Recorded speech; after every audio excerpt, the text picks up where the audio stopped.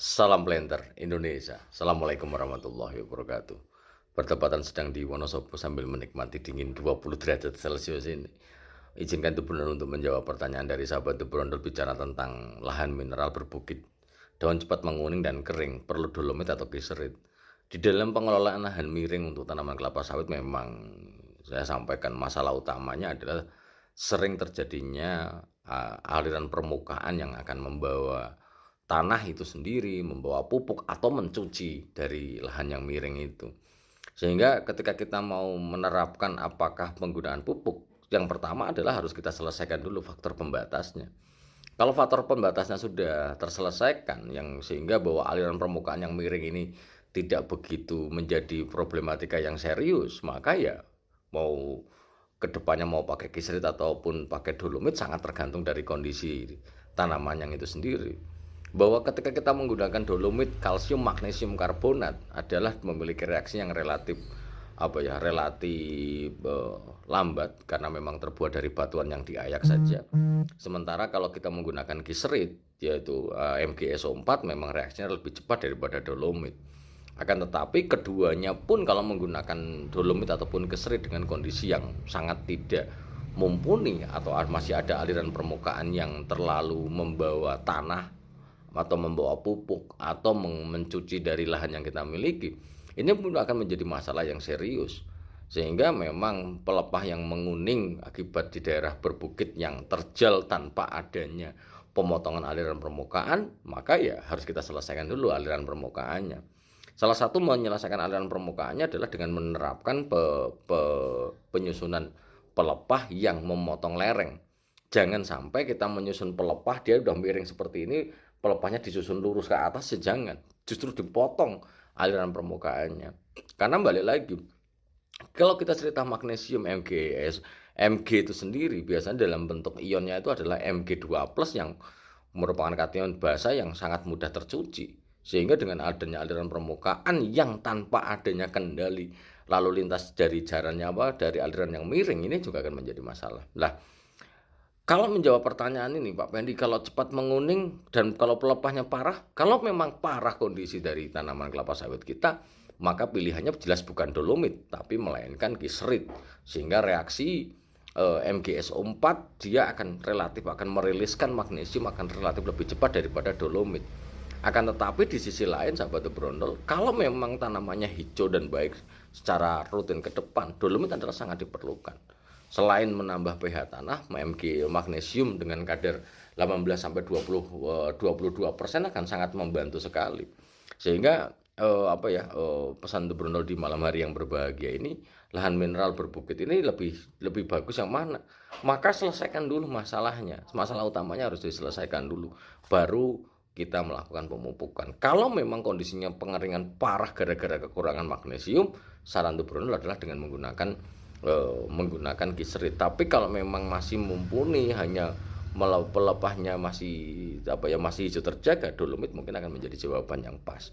Lah, sahabat The Brondol, di dalam kampanye The Brondol yang selalu saya sampaikan, bagaimana pola pupuk itu tidak akan menjamin 100%. Karena balik lagi, ketika kita melakukan pemupukan apapun itu, faktor pembatas adalah menjadi yang utama. Sehingga bagaimana faktor pembatas ini kita selesaikan dulu. Kalau nggak kita selesaikan ya akan menjadi masalah yang serius. Sehingga pesan The Brondol di malam hari yang berbahagia ini adalah tetap selesaikan masalahnya dulu dengan adanya memotong lerengnya dulu. Sehingga kalau dia dipotong kemudian ada pelepah yang menahan dari laju lalu lintas dari dari aliran permukaan ini, maka dia akan nabrak pada pelepahnya. Bila menabrak pelepah, disitulah tempat paling lembab yang nanti akan merangsang bulu-bulu akar akan tumbuh. Nah, akar bulu-bulu akar yang atau dikenal di dalam biologi kelapa sawit itu adalah akar tersier ataupun kuartener. Ini akan sangat membantu penyerapan unsur hara, justru itu akan sangat baik sekali bagi kita sebagai petani. Nah, karena kemarin saya kunjungan di beberapa tempat di daerah yang kemiringannya cukup terjal di Kalimantan Barat, masih banyak orang-orang menyusun lurus karena memang memudahkan untuk jalan, betul.